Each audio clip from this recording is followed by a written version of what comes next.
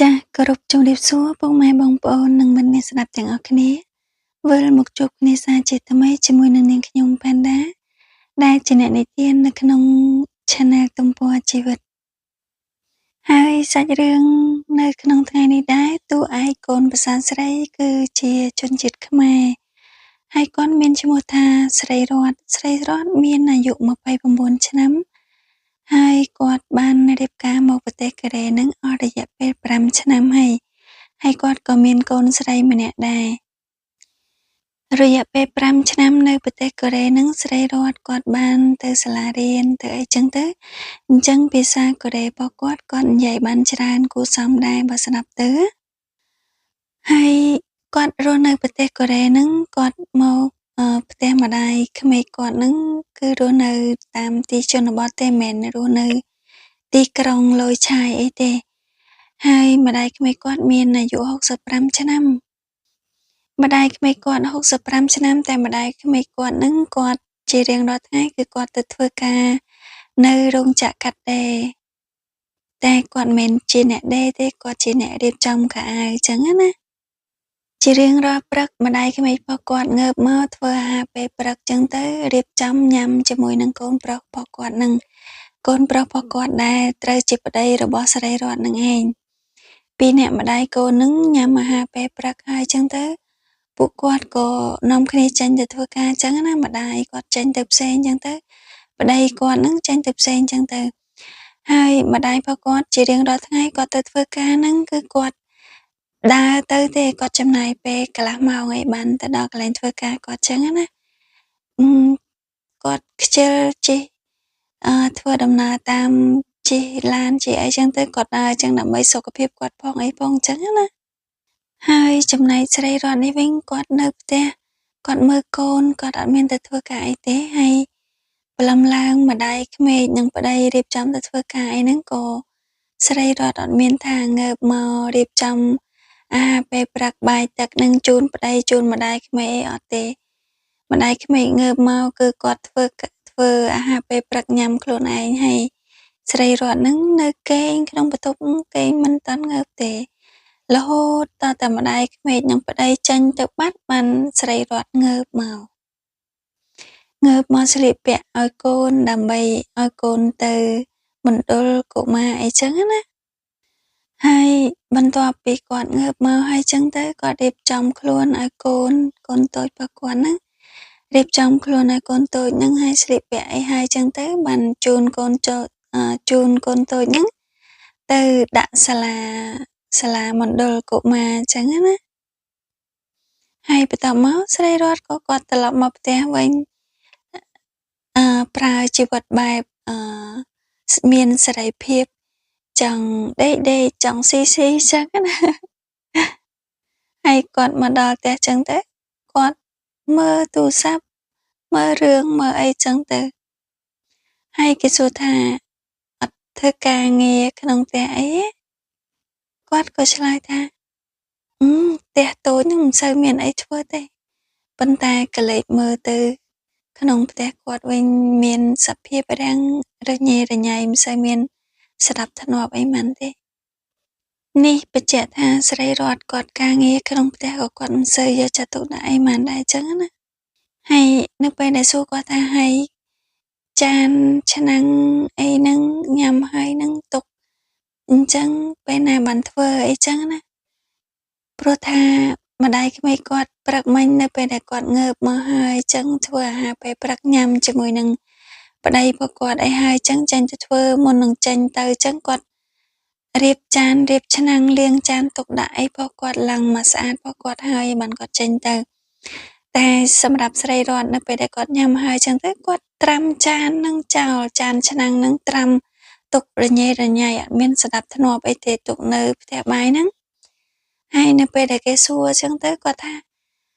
ការងារទាំងអស់ហ្នឹងក៏អត់ទាន់ធ្វើទេគាត់ទុកចោលសិនជារៀងរាល់ថ្ងៃចឹងណាគាត់ទុកចោលនៅពេលដែលម្ដាយក្មេកគាត់ដល់ម៉ោងចេញពីធ្វើការដូចថាម្ដាយក្មេកគាត់ម៉ោង6កន្លះគាត់ចេញពីធ្វើការមកអញ្ចឹងតម្រាំតែគាត់មកដល់ផ្ទះអាចនឹងដល់ម៉ោង7អីចឹងទៅអញ្ចឹងមុនពេលដែលម្ដាយក្មេកគាត់មកមុន1ម៉ោង គាត់នឹងចាប់ផ្ដើមធ្វើការងារទាំងអស់ហ្នឹងអញ្ចឹងគាត់ញ៉ាំហើយចានឆ្នាំងគាត់ទុកត្រាំចោលចឹងទៅគាត់សុខចិត្តដេកមើលទូរស័ព្ទមើលអីចឹងទៅលេងឆាតអីជាមួយមិត្តភក្តិចឹងហើយគាត់ទុកការងារនឹងចោលរហូតដល់ម្ដាយក្មេកគាត់ដល់ម៉ោងចិត្តដល់ផ្ទះបានគាត់ចាប់ផ្ដើមធ្វើការងារទាំងអស់ហ្នឹងហើយម្ដាយក្មេកគាត់នៅពេលដែលគាត់ចេញពីធ្វើការមកចឹងមកតាមផ្លូវគាត់តែងតែចូលផ្សារទិញនេះទិញនោះអីយកមកផ្ទះអញ្ចឹងគេតែងតែសួរគាត់ថាហើយចុះកូនប្រសានៅផ្ទះអត់ធ្វើអីផងម៉េចតាអត់មកផ្សារទិញនេះទិញនោះអញ្ចឹងហើយម្ដាយក្មេកមកពីធ្វើការវិញហត់ហើយនេះឆ្លៀតចូលផ្សារទិញនេះទិញនោះមកយួរមកផ្ទះទៀតអញ្ចឹងណាហើយម្ដាយក្មេកគាត់ក៏ថាកូនប្រសាគាត់នៅផ្ទះអឺនៅបានត្រឹមតែនៅហើយលេងហើយរបៀបថាស៊ីដីចាការងារក៏មិនសូវខ្វល់អីចឹងទេហើយងាកទៅមើលស្រីរតនោះវិញមួយសប្តាហ៍4-5ថ្ងៃបើរាប់ទៅគឺគាត់ជួបមិត្តភក្តិអីចឹងទៅជួបជុំគ្នាញ៉ាំអាហារខ្មែរអីជុំគ្នាចឹងទៅហើយនៅពេលដែលគេសួរថាអូជួបជុំមិត្តភក្តិសប្បាយហើយអាសាជួបគ្នាចឹងមែនគាត់ក៏ប្រាប់គេថាមួយអាទិត្យ4-5ដងអីចឹងទៅគាត់នាំគ្នាជួបជុំគ្នាហើយគាត់ក៏ដើរផ្សារមើលទិញនេះទិញនោះអីចឹងណាជារបៀបមនុស្សស្រីទូទៅចូលចិត្តដើរផ្សារនឹងឯងហើយនៅពេលដែលគេសួរគាត់ថាមកផ្សារចឹងហើយលុយប្រចាំថ្ងៃអ្នកណាគេឲ្យអីចឹងណាគាត់ក៏ប្រាប់គេថាម្ដាយក្មេកគាត់ឲ្យ200000ប្ដីគាត់ឲ្យ200000អញ្ចឹងប្រចាំក្នុងមួយខែគឺគាត់ទទួលបាន40000អញ្ចឹងទៅហើយគេថាអូអត់ធ្វើអីហើយ40000ហ្នឹងលុយចាយខ្លួនឯងម្នាក់ឯងហ្នឹងឬមួយក៏លុយទិញម្ហូបអីចឹងគាត់ថាអត់ទេតែលុយគាត់ចាយគាត់ស៊ីចាយជាមួយមិត្តភក្តិចង់ញ៉ាំអីក៏ទិញនឹងញ៉ាំចឹងទៅ40000ហ្នឹងមិនរាប់បញ្ចូលជាមួយនឹងលុយអាហារអីទេព្រោះលុយអាហារក្នុងផ្ទះអីហ្នឹងម្ដាយក្មេកគាត់ជាអ្នកទិញចឹងណាដល់ពេលអញ្ចឹងទៅគេក៏ថាអូ40000អញ្ចឹងច្រើនតាមិនតិចទេហើយគាត់ក៏តបទៅវិញថាអូយច្រើនស្អី40000ហ្នឹងចាយអ៊ីមផ្លែតអស់ហើយគាត់អត់ចង់បានប៉ុណ្្នឹងទេគាត់ចង់បានច្រើនជាងហ្នឹងគាត់ចង់បាន1លានឯងបានគ្រប់40000ហ្នឹងអត់គ្រប់ទេអត់គ្រប់គាត់ចាយចឹងណានៅពេលដែលគាត់បានដើរលេងជាមួយមិត្តភក្តិខ្មែរដូចគ្នាចឹងទៅគាត់ប្រើពេលវេលានឹងសប្បាយរីករាយចឹងទៅហើយនៅពេលដែលគាត់ទៅដល់ផ្ទះវិញទឹកមុខគាត់មិនសូវរីករាយអីមែនទេនៅពេលដែលម្ដាយក្មេកប្រើធ្វើនេះធ្វើនោះអីចឹងទៅគាត់ក៏មិនពេញចិត្តធ្វើអីចឹងគឺគាត់ថាគាត់មិនធ្វើអីចឹងទៅហើយខ្ញុំនិយាយមែនស្រីរតកន្លែងហ្នឹងគាត់ប្រើពាក្យជាមួយនឹងម្ដាយក្មេកគាត់អីគាត់នៅប្រទេសកូរ៉េភាសាកូរ៉េវាមានពាក្យខ្ញុំនោះវាមានពាក្យ2ម៉ាត់វាមានគេប្រើណាក៏ខ្ញុំឆក៏ខ្ញុំដែរអញ្ចឹងណាប៉ុន្តែណាហ្នឹងគឺប្រើសម្រាប់ដូចថាមិត្តភក្តិជាមួយគ្នាឬក៏អ្នកតូចជាងយើងមួយម៉ាត់ឲ្យខ្លីទៅណាយើងប្រើណាគឺយើងអត់សូវមានការគួរសមទេរបៀបពាក្យគួរសមនិងមិនគួរសមអញ្ចឹងណាបើយើងប្រើពាក្យឆគឺមានន័យថាយើងគួរសមចំពោះគេអញ្ចឹងទៅហើយស្រីរតគាត់តែងតែប្រើពាក្យណាជាមួយនឹងម្ដាយក្មេករបស់គាត់ឬក៏ប្ដីគាត់ប៉ុន្តែគាត់អត់ដែលប្រើពាក្យឆឯងបើដូចខ្ញុំខ្ញុំនិយាយរួមខ្ញុំអត់ដែលប្រើពាក្យណាជាមួយម្ដាយក្មេកខ្ញុំតែងតែប្រើពាក្យឆជាមួយម្ដាយក្មេកខ្ញុំជានិច្ចសូម្បីតែជាមួយប្ដីខ្ញុំក៏ខ្ញុំអត់ដែលប្រើពាក្យណាដែរនិយាយរួមទៅហើយបើថាយើងប្រើពាក្យណានឹងប្រើជាមួយប្ដីវាអត់អីព្រោះអីភាគច្រើនក៏គេប្រើជាមួយប្ដីប្រើពាក្យណាដែរប៉ុន្តែខ្ញុំជាទូទៅជាមួយប្ដីក៏ខ្ញុំប្រើពាក្យឆដែរខ្ញុំអត់សូវប្រើពាក្យណាទេព្រោះថាប្ដីប្រពន្ធយើងស្មើគ្នាអញ្ចឹងណាយើងប្រើពាក្យណាអញ្ចឹងក៏វា អត់អីដែរតែជាមួយម្ដាយក្មេកយើងគួរតែមានការគោរពចំពោះគាត់បន្តិចព្រោះគាត់ជាមនុស្សចាស់អញ្ចឹងណានៅពេលដែលគេសួរថាការងារក្នុងផ្ទះមើលទៅអត់សូវនេះអញ្ចឹងដូចថាការរៀបចំអីវាអត់សូវមានសណ្ដាប់ធ្នាប់អីចឹងហើយស្រីរតក៏ថាសណ្ដាប់ធ្នាប់អីបើម្ដាយក្មេកគាត់អត់រៀបដែរហ្នឹងគាត់រៀបធ្វើអី បងប្អូនស្ដាប់ហើយមានអារម្មណ៍ថាម៉េចដែរ ម្ដាយក្មេកគាត់ចាស់ហើយគាត់អាយុ65ហើយគាត់ទៅធ្វើការដើម្បីចិញ្ចឹមគ្រួសារមួយនឹងទៀតហើយយើងដែលជាកូនប្រសារយើងអត់មានចេញទៅរកលុយអីផងត្រឹមការងារក្នុងផ្ទះយើងនៅផ្ទះហ្នឹងហើយយើងមិនក៏មិនចំណាយពេលធ្វើរៀបចំខ្លះសម្រាប់ម្ដាយក្មេកទៅអញ្ចឹងណាកុំឲ្យគាត់ហត់ការងារនៅរោងចក្រហើយឲ្យគាត់មកធ្វើការងារផ្ទះហើយទាំងយើងនៅផ្ទះនេះអត់មានទៅធ្វើការរកស៊ីអីខាងក្រៅផងហ្នឹងនិយាយរួមទៅពិបាកដែរស្រីរតគាត់ថាការគាត់នៅស្រុកខ្មែរតាំងពីអាយុ16ឆ្នាំគាត់បានចូលធ្វើការងាររោងចក្រកាត់ដេរគាត់ធ្វើការរកលុយកាត់ដេរនៅរោងចក្រហ្នឹងគាត់ហត់មួយថ្ងៃតាំងពីព្រឹករហូតដល់យប់ម៉ោង10មកដណ្ដើមបានគាត់បានចូលផ្ទះឆាកជីវិតគាត់នៅស្រុកខ្មែរហ្នឹងគាត់ហត់ខ្លាំងមែនទែនហើយគាត់បានប្រាប់ខ្លួនឯងថាថ្ងៃណាមួយនៅពេលដែលគាត់បានរៀបការទៅស្រុកកូរ៉េហើយគាត់នឹងអត់ធ្វើការងារអីទេ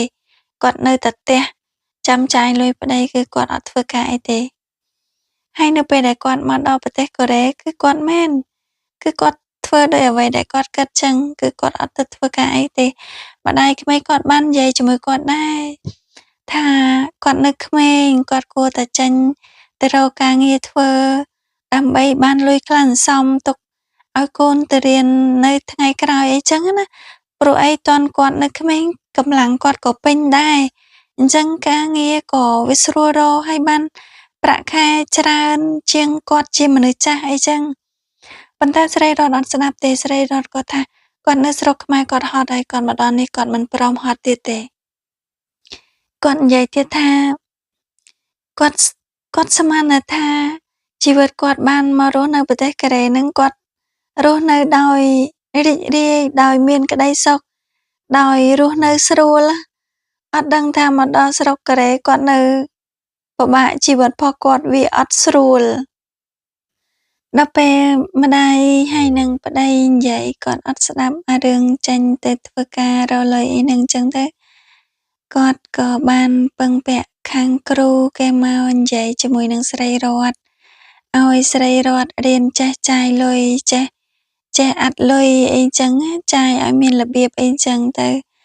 ហើយប្រាប់ពីការចំណាយនិងការចាយវាយហើយនឹងការសន្សំលុយដើម្បីអនាគតកូនទៅថ្ងៃក្រោយតើស្រីរតមានអាយុតិចអញ្ចឹងកម្លាំងនៅមានខ្លាំងគួរតែចំណាយពេលឥឡូវនឹងខំប្រឹងរកលុយសន្សំដើម្បីអនាគតកូនបើសិនជាយើងចង់ឲ្យកូនមានអនាគតល្អទៅថ្ងៃក្រោយអញ្ចឹងគេប្រាប់ថាថ្ងៃក្រោយត្រូវចំណាយលុយច្រើនដើម្បីការសិក្សារបស់កូនហើយរៀបរាប់មកច្រើន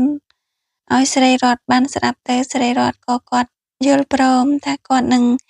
ចេញទៅធ្វើការដើម្បីរកលុយសន្សំទុកឲ្យកូនទៅរៀនទៅថ្ងៃអនាគតនៅពេលដែលគាត់ធំឡើងគាត់ត្រូវចូលមហាវិទ្យាល័យអីទៀតយើងរកលុយដើម្បីសន្សំត្រៀមទុកកូនចូលមហាវិទ្យាល័យហើយគាត់ក៏សន្យាដែរគាត់នឹងប្រឹងរកគាត់ឈប់ខ្ជិលដូចពេលឥឡូវហ្នឹងអញ្ចឹងណាអញ្ចឹងស្ដាប់រឿងនេះហើយបងប្អូនមានអារម្មណ៍មិនដែរហ្នឹងហើយបងប្អូនអាចស្ដាប់ចាត់ទុកថាទុកជាមេរៀនសម្រាប់បងប្អូនថ្ងៃក្រោយនៅពេលដែលបងប្អូនណាចង់រៀបការមកប្រទេសកូរ៉េអីអញ្ចឹងទៅឬមួយក៏បងប្អូនស្ដាប់ទុកជាការកម្សាន្តលេងអញ្ចឹងទៅអញ្ចឹងរឿងស្រីរតមានតែប៉ុណ្្នឹងឯងខ្ញុំសូមបញ្ចប់តែត្រឹមហ្នឹងហើយក៏សូមអរគុណសម្រាប់ពុកម៉ែបងប្អូនទាំងអស់ដែលតាមដានស្ដាប់តាំងពីដើមរហូតដល់ចប់ចា៎អរគុណជួបគ្នានៅវីដេអូថ្មី